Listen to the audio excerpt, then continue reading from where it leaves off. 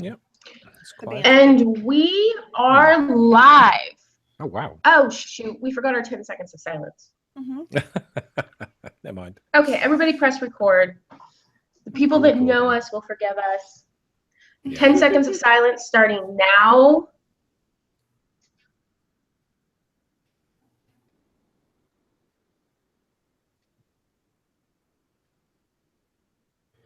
Okay, Bradbury Challenge October 27th. Hey. Welcome. Yes, Gerald? What? I started to do the intro at the same time you said something. It was really funny. Yeah. Sorry. Welcome to the Bradbury Challenge, the podcast where three writers attempt to write one short story each week. My name is Maya, and I am here with Chrissy Moss and Gerald Hornsby. How are you guys doing this week? Pretty good. Very good. It's been a long week. I got a pretty good and I got a very good. You got it very good. Let's start with Chrissy. Chrissy, what's so good this week? I helped my children move out of my house. That's fantastic. Congratulations. Isn't it an amazing feeling? Yeah. Fly, birdies, fly. Yeah. Both of my daughters move into their own little apartment, so they are officially out of the nest and gone. Oh, wow. So This is where do they have a ton of roommates, or is it like they're all like in their own spot?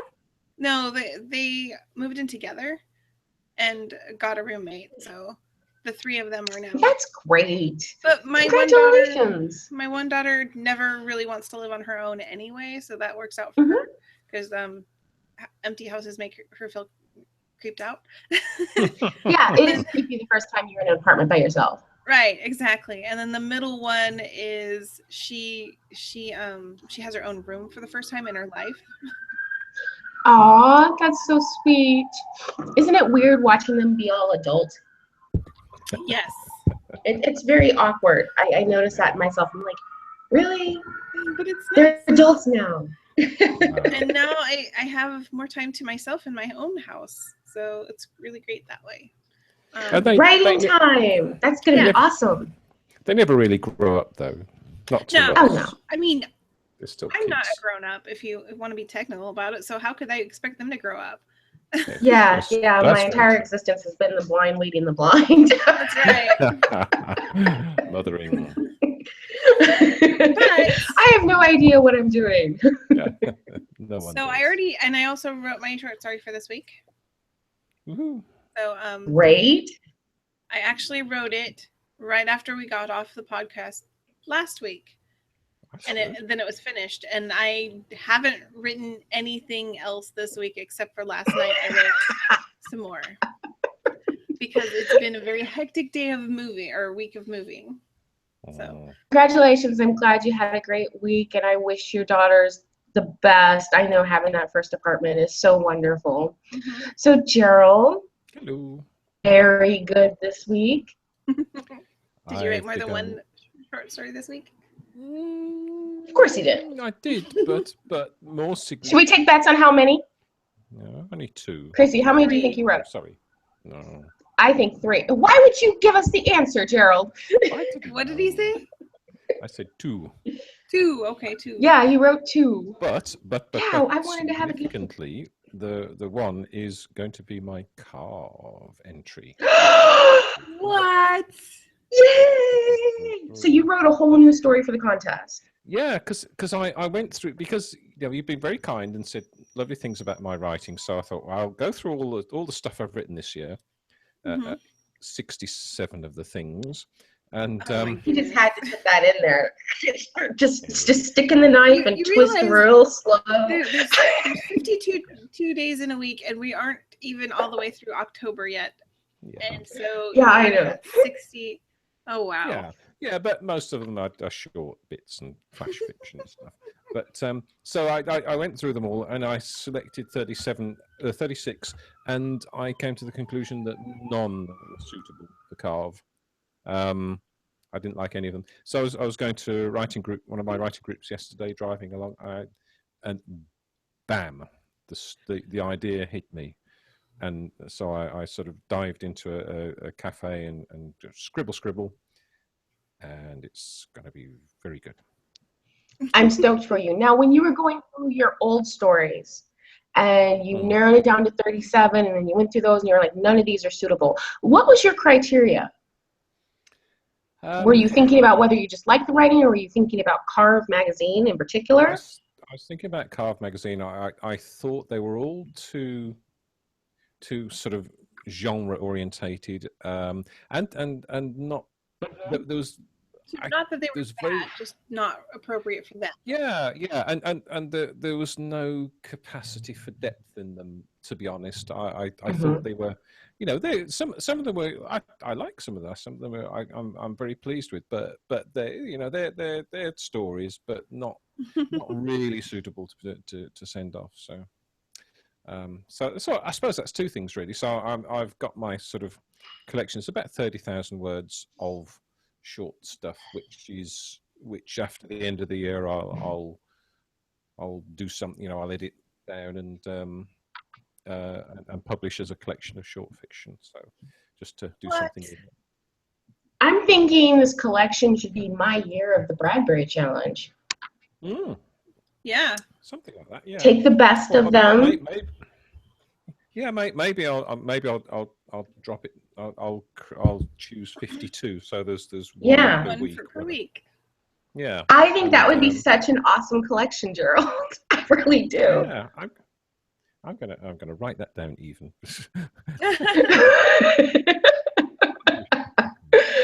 Oh wow! So I find it interesting that you, as you were going through your stories, you were like, these don't have the depth, and it brought me back to the questions that I had at the end of my story. So I spent last week revising my story that's going to go to Carve. I'm on the 6th draft, and I actually sent it to Gerald with some very specific questions.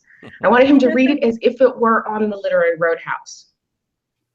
And I thought that was really helpful. And one of the questions was, would this be a quick podcast or would it be a longer discussion? Because I think one of the things that Carve stories have is typically they do prompt a longer discussion. That's one of the things that is like a hallmark of a Carve story. So yeah, I think that was really interesting that you kind of did the same thing when you were going through your stories.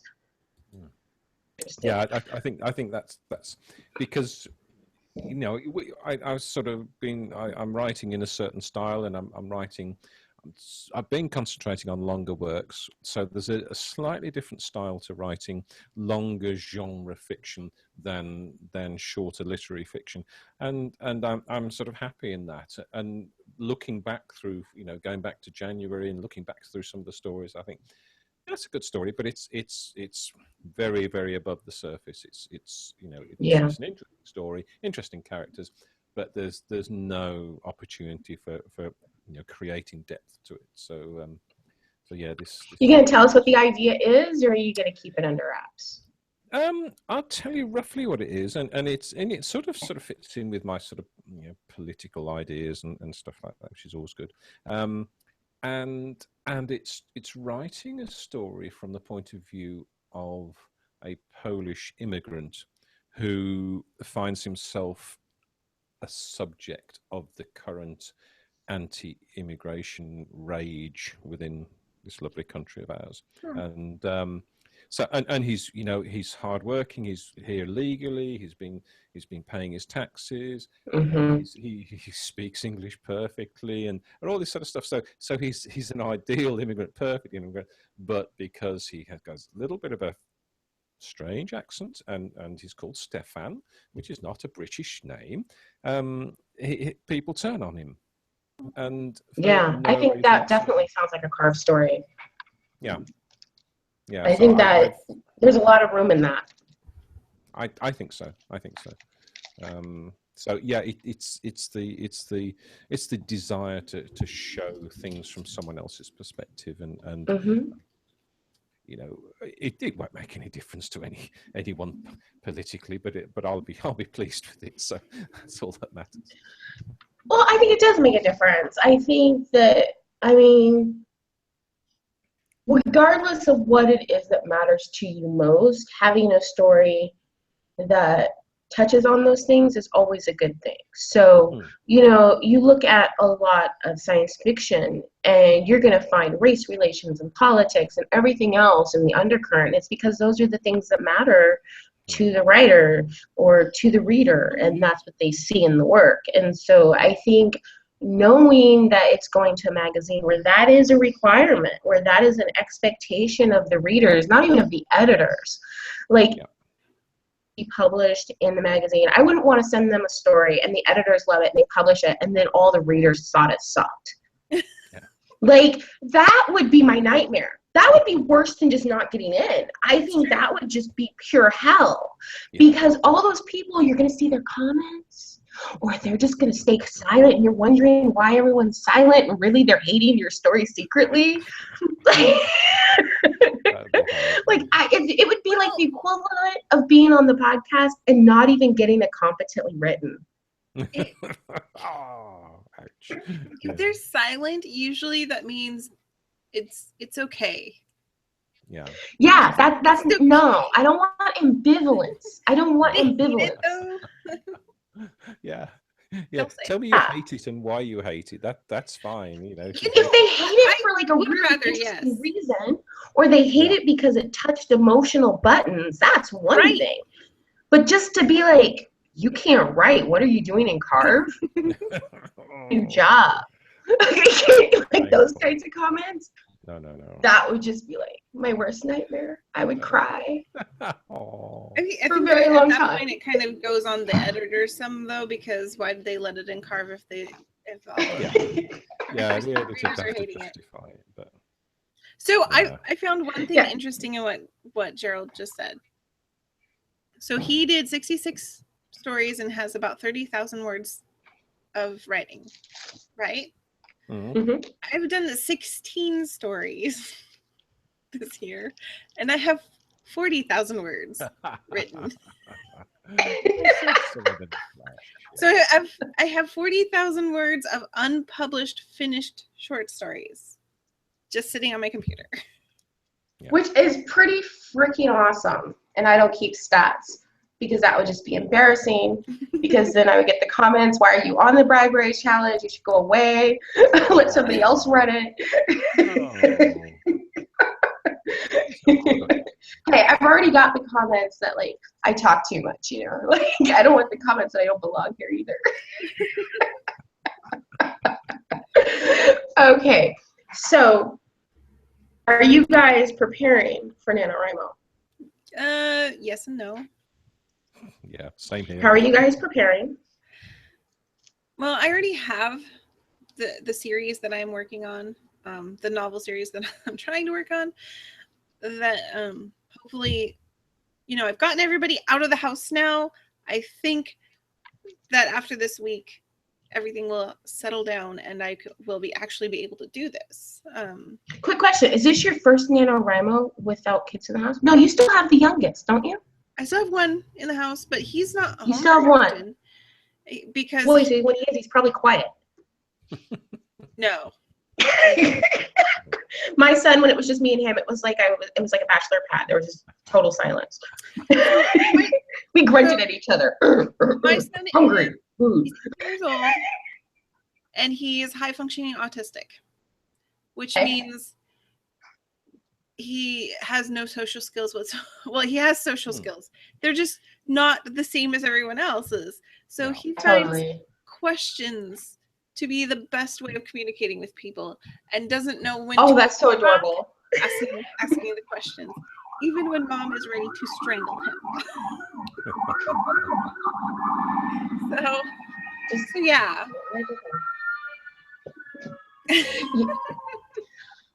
I want to say something, and I got fire trucks going by. See? Fire truck. City.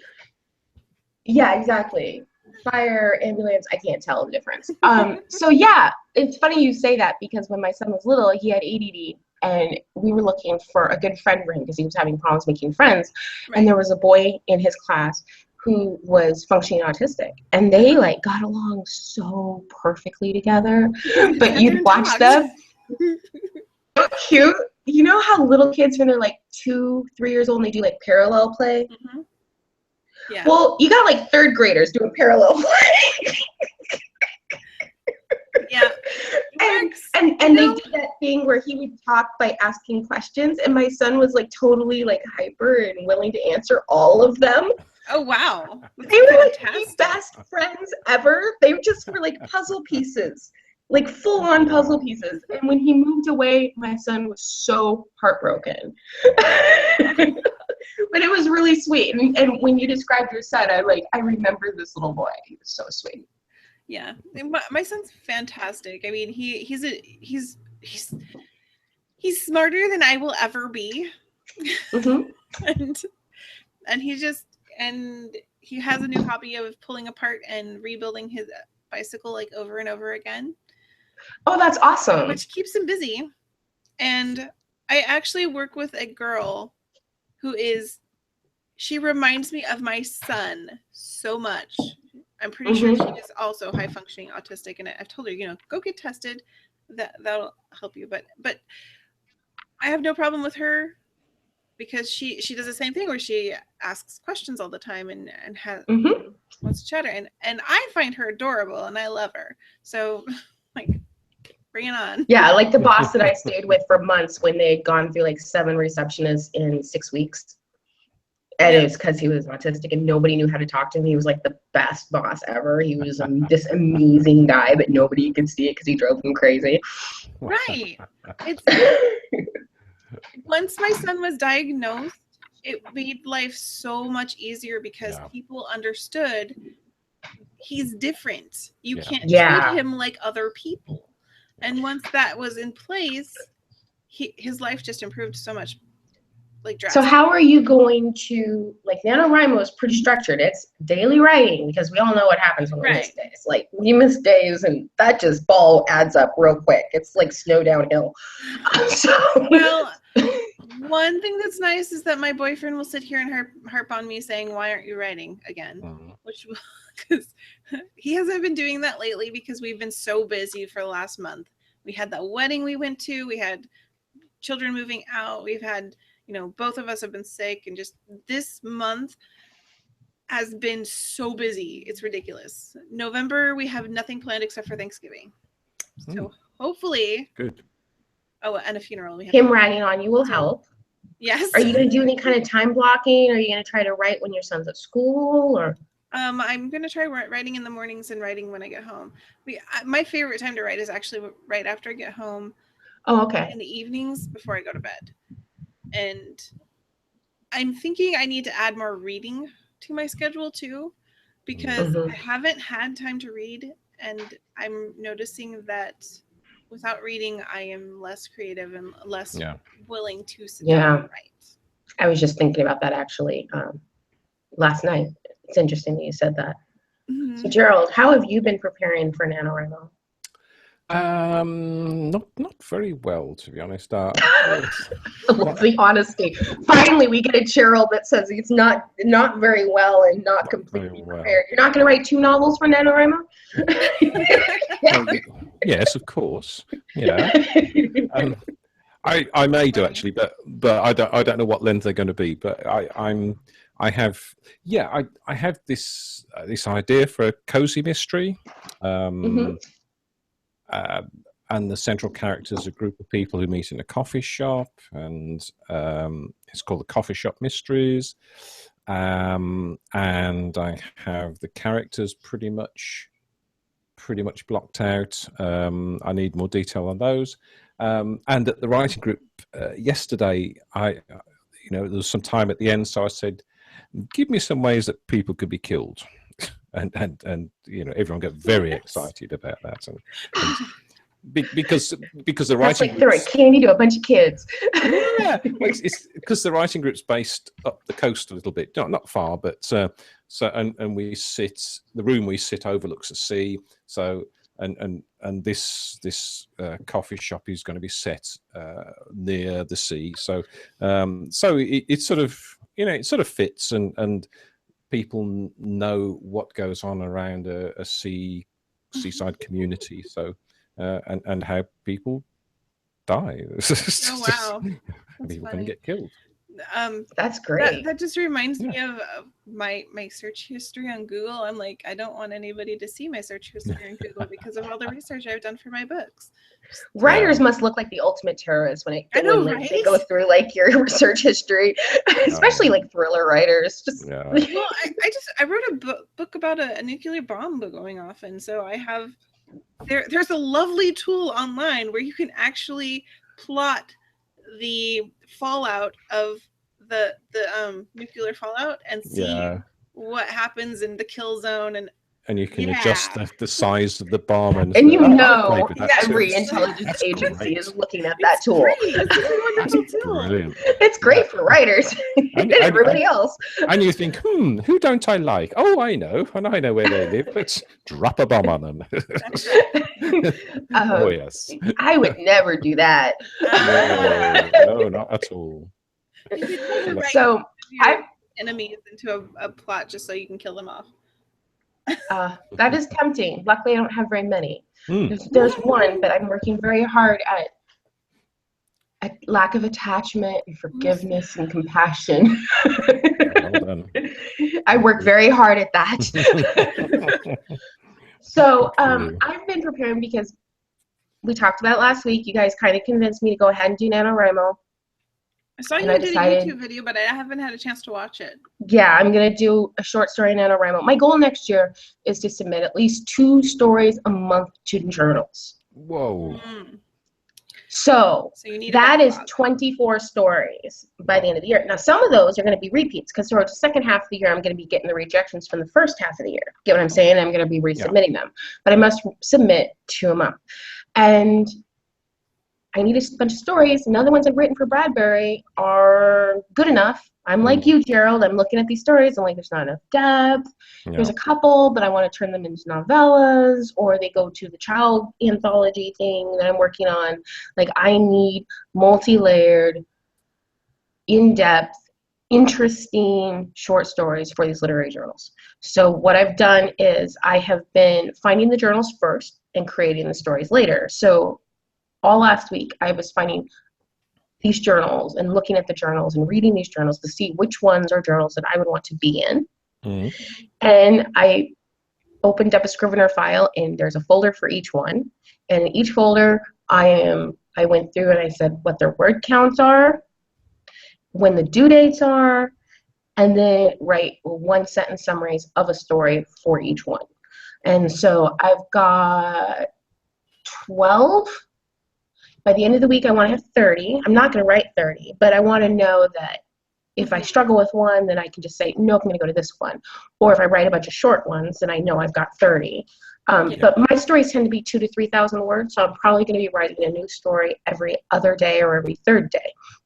Right. And so I think, 17 stories, 3,000 words a piece would get me to the 50,000 words. And I'm excited. I've been looking out in the world, trying to find interesting things. I totally found like Vice, man. Those Vice videos. Oh, yeah. Yes. There's so many writing prompts in some of those Vice videos. So I was watching a Vice video about interesting dolls for adults. Oh, and that one. yes. And then I was thinking about Metamorphosis and all the different remakes of it. I was like, no, you can do something completely different, something that's culturally relevant, that's got tons of depth, and kind of takes that idea and just turns it on its head. And so I'm really excited about that story. I'm still working out the kinks for a 1-sentence summary for a Plowshare story. One of the things that I did to create the list, because there's so many literary journals out there, and I had to think, what are my criteria? So my criteria are for a journal is it has to be a journal that publishes stuff that I personally admire. And when I read their stuff, I think I want to be a writer like that. The other thing is I want to look at journals that pay, but also I want to look at journals that are respected within publishing, so that when I do eventually get around to submitting my book to agents and stuff, and agents are saying, so where have you been published? I'm not listing a bunch of journals they don't know. I'm listing journals that have a certain level of cachet. So I found a great blog where every year he goes through and he ranks journals by how many pushcart prizes they have submitted for, which is a huge literary prize. And every year various magazines will say, hey, this particular story is really good, it should be nominated for a pushcart. And then at the end of the year they decide who wins. And so it's like the prize of the prize. And so I all the journals that I'm looking at were on that list. I kind of use that as like my starter list. And then I started going through one journal at a time and seeing, the journals that I don't already know about. I'm like, could I be there? Could I be there? Like the Kenyon Review. I don't know. I've read some stuff from the Kenyon Review. I don't think I would fit there. Right. So, things like that. That's how I've been going through it. I'm really excited. I think that this will be a much bigger challenge than the novels that I've written during NaNoWriMo, because it's like I'm going to have to literally switch my brain every couple days. And I don't do that. Like, sometimes it takes me a long time to go from one story to another just because I've got to shift my brain set. And so I think this will be a really huge challenge for me. I don't know if I'll make it or not. And I don't really care. I just want to get as many short stories written for specific markets as possible. Well, I mean, if you can do this, if you can start learning to switch from one story to another, it'll make my writing life a lot easier. It would. I think it'll be good practice. I think it sounds a great idea. And I think I like the fact that you say, this is my goal. If I don't succeed, then that's fine. I'm not going to beat myself up about it. And I think that's very healthy. I see too many people. It can be healthy, but it can also give you permission for failure. Sometimes you're like, well, I don't want to write today. I already did so much success. I'm better than where I was. There's that too. Yes, but I mean, I failed twice before I actually won a NaNoWriMo, and I failed way more than that. Yeah, but I'm also working on a novel, so and I think it's a little different in the way we approach our writing too, because I'm just spewing words on a page and letting it go, and you tend to agonize over your words a little bit more. But you know what? When I first started doing NaNoWriMo, I spewed and I never could finish anything. I didn't finish my first NaNoWriMo until I agonized over an outline in my words, and then I actually started finishing. Yeah. I was a pantser for a decade. I did my first NaNoWriMo, I think, in I don't know, it was just a couple years after it started. Mm-hmm. It might have been 2002 or something. It was really early. NaNoWriMo's been around for a while. I think it's been around for 15 years or so. And I think NaNoWriMo was maybe 2 years old the first time I attempted and failed. Yeah, mine was my first was 2003. Being the overachiever, I failed once, but I remember my first. I just failed over and over and over. But each time I failed further along. Yeah. Yeah. Well, and you kind of need those failures though to get you into, because every time. So right after Nano, my first post of December is usually what I learned from NaNoWriMo, because I always learn so much during NaNoWriMo, and that's what it means to me. That's the important part of NaNoWriMo for me, is learning something about myself and about my writing, and that's why I do it. That's why I keep doing it. Yeah, it's an opportunity to learn and to try different things and to explore with different types of writing, different genres, different things. You don't have to start with a brand new novel and blast on till the end. You can, one year I wrote 2 25K novellas, and you can do stuff like that. Yeah, there's nothing wrong with being a rebel. No. There's a lot of NaNoWriMo rebels. Yes, the rebels tend to not succeed as often as the people that follow the rules. That's why the rules are in place.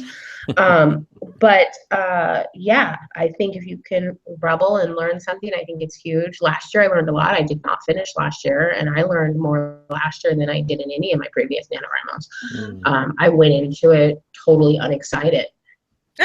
I knew that I shouldn't have done it before it even started. I had spent like a month doing NaNoWriMo prep videos, and I was just so unexcited about NaNoWriMo by the time November 1st came. Of course, it wasn't going to finish. Like, my heart was so not in it. Well, and I was municipal liaison on top of it, so I felt obligated. Oh, wow. I was like, no. See, that's why I don't do like over prepping.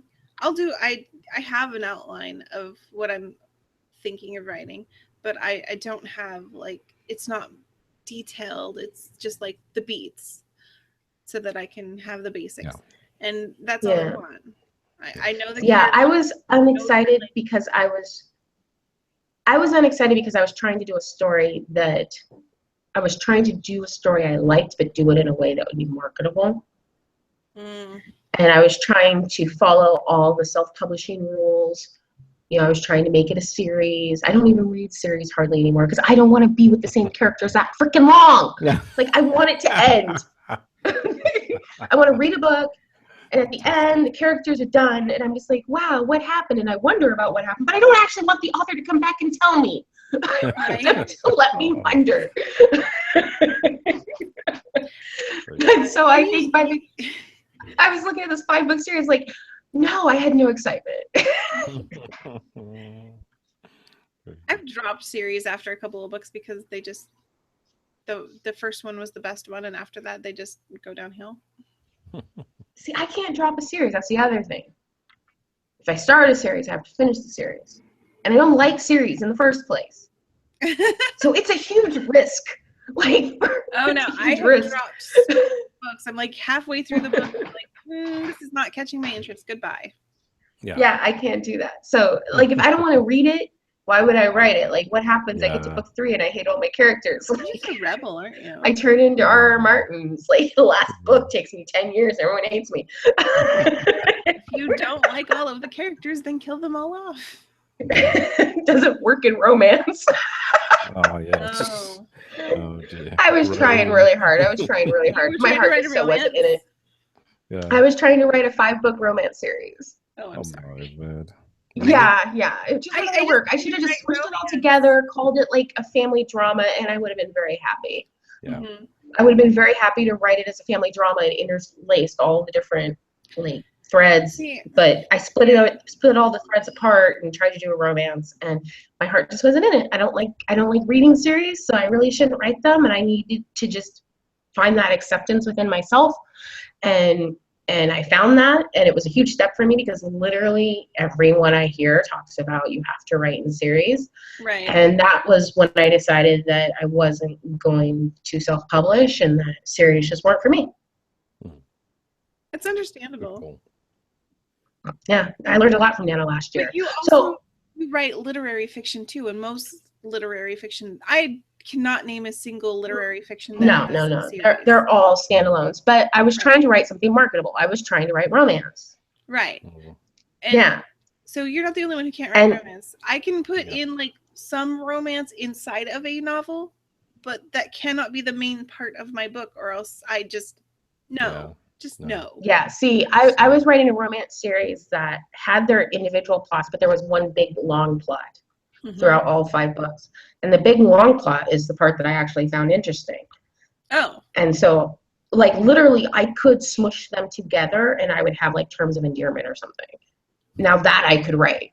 That would be interesting. You might write it. And I might do it someday when I can look at that outline and not feel disgusted with myself. Very good. So, do either of you want to read something from what you wrote last week? I just pulled it up. I was looking at it. I have the opening of this thing that I started yesterday. It's Yay! Pretty rough, but that's all right. Yeah, that's what we all say. Yeah. You saw the difference between my rough version that I attempted to read on air and the version I sent you. Like it was pretty rough. It was pretty rough. Yeah.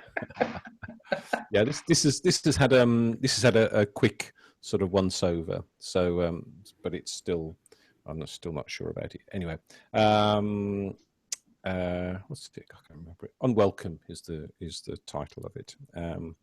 Shuttered doorways keep back the tide of junk mail from spilling out onto the pavement. Faded signs, paint peeling, show another business, beginning hope and expectation, mixed with disappointment and ending as a failure. Another one. All around me I see urban desolation. The once proud high street, a bustling maelstrom of daily shopping and vapid conversations, is quiet. A lonely seagull stands on the rusting iron railing, head jerking from side to side, looking for evidence of food. At this time in the morning, there is none, save the discarded remnants of last night's takeaways and sweet wrappers from the children walking to catch the school bus. Inside here, in this cafe, there is life, activity, buzzes of conversations and laughter, mixed with grunts of indignation and disgust, fingers pointed not at me, but at articles in a newspaper. The coffee machine hisses, joining the growing throng. Cups clatter on saucers, applauding the moans and the complaints. The aroma of fresh coffee grounds permeates the air and the soft furnishings. A woman existing somewhere within that indeterminate age between mid-20s and late 40s laughed. It was a deep, throaty laugh culminating in a rasping cough. You need to give up smoking them pipes, the owner shouts, prompting more laughter from the woman and everyone around. More coughing ensues. I smile. I've heard the joke 1,000 times, maybe more, and it wasn't very funny to begin with. But to not acknowledge it with a smile is to stand out. I don't want to stand out. They know me in here, mostly, but I want to fade into the background, a chameleon in this environment, any environment. That's me. I love your writing, but I have a question. Cool. Are your first drafts just really that clean, or are you able to read through your own typos? No. Typos wise, they're pretty clean. The biggest problem I have is Scrivener auto-correcting. I must. It autocorrects because I can't get it to do that on mine. Yeah, there's a setting for it. It does that on mine, and it's so a genuine typo. It thinks, oh, you meant to say this, and then when you read it later, you think, what the hell's that word doing in there? So, it autocorrects it to the wrong word. Yeah, exactly. Yes. So I'll have to turn that off. But yeah, that's wow. Yeah, I type pretty clean. Yeah, I do not type clean. My rough drafts are really rough. I think much faster than I type, and I type pretty fast. And because I'm thinking like words ahead, like sentences ahead, like my typing gets all scrambled, and I'll have like huge typos, missing entire words, like just gone. just where's the rest of the sentence? I thought it was there. It was there when I wrote it. Wow. And then I go to read it on air, and I'm like, what the hell? What am I reading? I don't see the words. Yeah. Okay, Chrissy. Okay. Marjorie moved a little closer, laying a comforting arm around Sally's shoulder. Sally, it wasn't your fault. People keep saying that, she said with a tight smile. I know why they keep saying it, and I appreciate it. I really do. But I know it wasn't my fault. Do you? You lived together for years. It's natural to blame yourself, but you can't do that. I do know it. But knowing it wasn't my fault and feeling it are two different things. You can know something with your brain and be unable to feel it, the truth of it in your heart. As long as you know there wasn't anything you could do. How could any of us know that, Sally said, looking up from the ceramic pumpkin, her eyes grimmed and tear-red. Maybe if I said the right thing or did something nice for him or showed up at the stupid play he liked. Maybe if I paid attention when he looked grumpy instead of writing it off as a mood. And how often do you ask him how he was?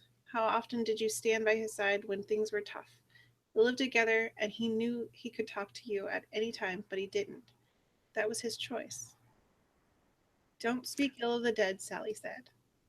But she had a half smile on her face. I love your dialogue. Your dialogue is so realistic. It's so natural. Yeah. Very, very good. I love good dialogue. It just makes me happy. Yeah.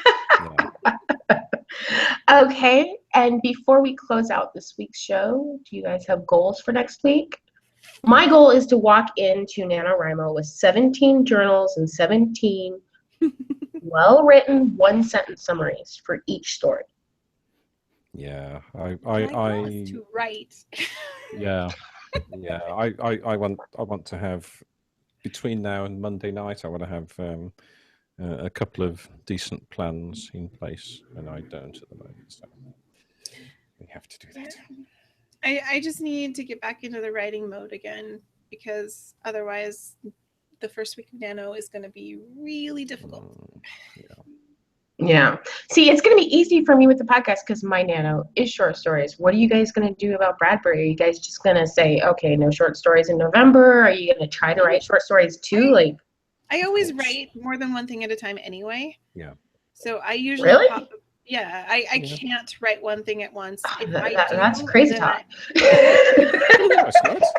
I've tried really hard to just focus on one story and only that one story. And when I do that, my writing suffers and I stop writing. Wow. I have to, when I get stuck on a story, go write on something else and then come back to the original.